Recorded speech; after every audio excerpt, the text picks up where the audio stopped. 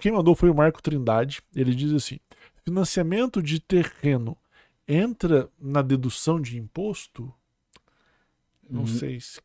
Não, entende o seguinte, que é outra coisa. Você faz um financiamento e compra um terreno, uma casa, diferente do que o bem imóvel ou móvel. Uhum. Como é que você declara? Muita gente não sabe disso, mas como é que se declara? Terreno financiado, você está falando? Terreno, carro, casa, Tá. tudo, Qualquer coisa financiada. qualquer coisa financiada. Como é que se declara? Na parte de bens, você declara o valor do bem. Eu comprei um terreno, vamos lá, paguei 50 mil no terreno. Ótimo. Eu declaro na parte de bens que eu adquiri 50 mil. Da onde veio esse dinheiro?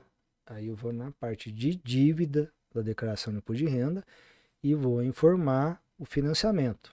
O mesmo para consórcio, vou pegar gancho. Mesmo para o consórcio, não. Não? Vou pegar gancho no questão do consórcio do nosso patrocinador. O consórcio só no caso quando você é contemplado. Ah, tá. Aí muda. Mas no normal, no consórcio, eu vou pôr a cota, vou pôr.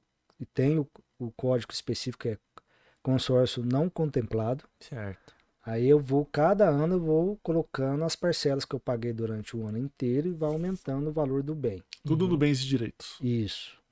No caso do financiamento, vamos usar aí a mesma coisa, né? Se era consórcio, eu paguei 2 mil ano passado, eu vou pôr 2 mil no consórcio do terreno, não contemplado. Certo.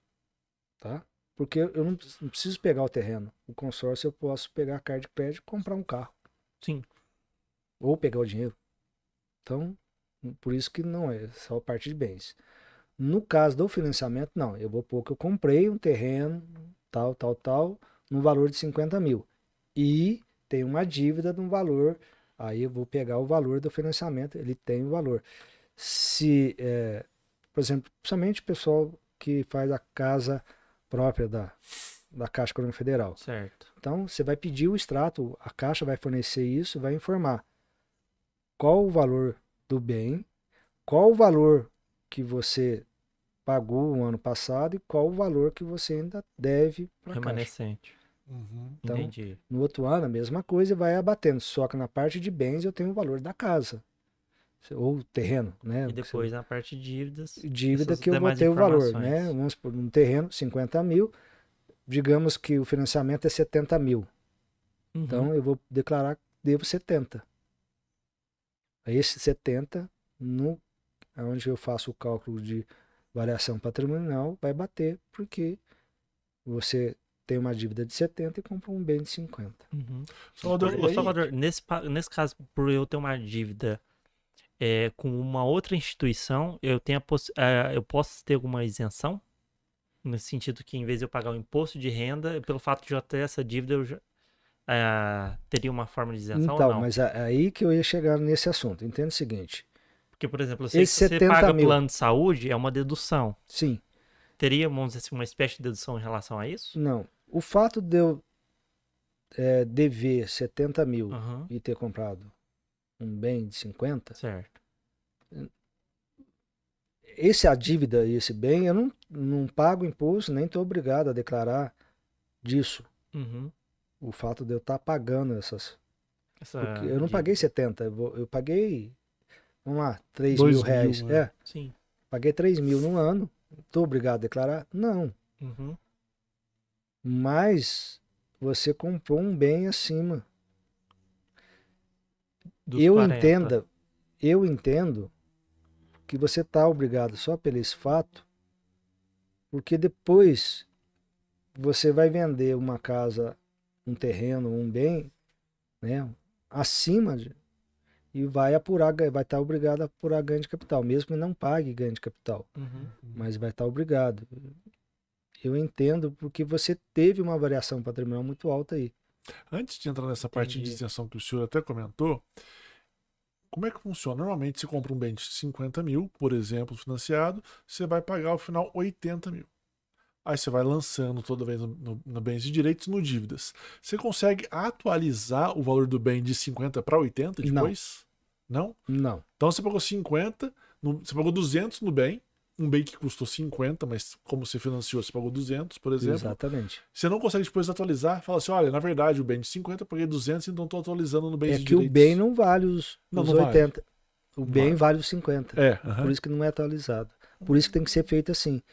Diferente Entendi. do consórcio. O consórcio,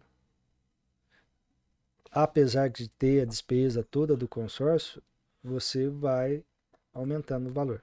Ou seja, num consórcio, se eu peguei 80 mil no bem de 50, eu declaro 80. 80. Então o meu ganho de capital vai ser do 80 para frente, não do Isso. 50 para frente. Isso. Mas é a vantagem do consórcio. Hein? Sim. Interessante. Sim, porque o consórcio é um bem. Certo. O financiamento é dívida. Então, peraí. Vamos assim, uma linguagem fácil para se entender. O Isso. consórcio é como se você tivesse. É um bem.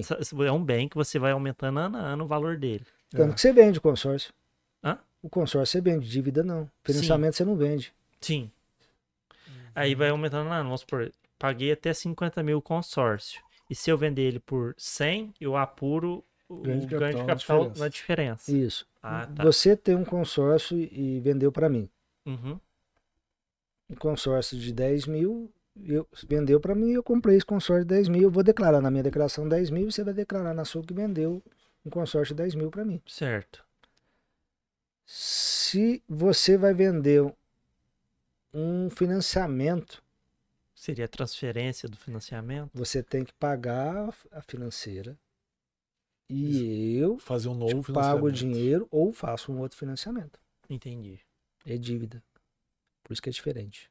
Entendi. Então, Mas mas você entendeu pegando o o que o negócio? Marcelo fala, pegando o gancho do que o Marcelo falou, a minha ideia é a seguinte: o consórcio ele te dá uma margem maior para o ganho de capital.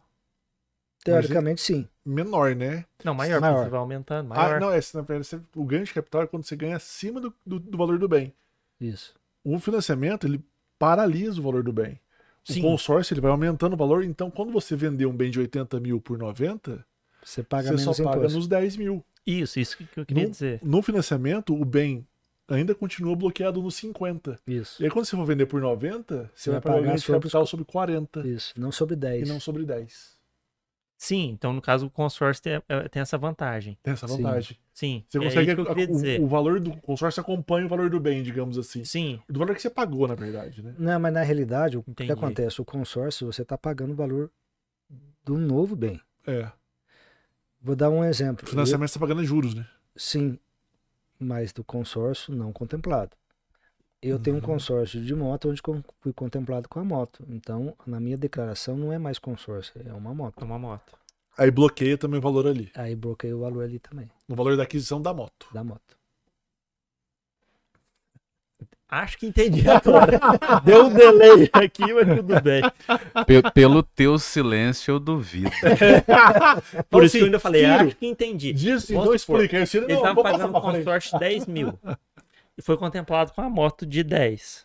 Você só troca os bens. Não, eu vou pôr o valor contemplado. Porque ele teve uma carta de crédito.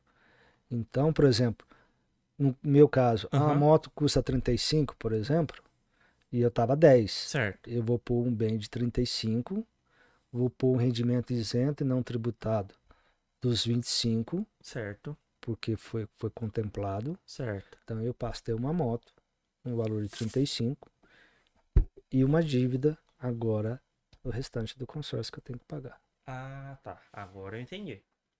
Agora fez sentido.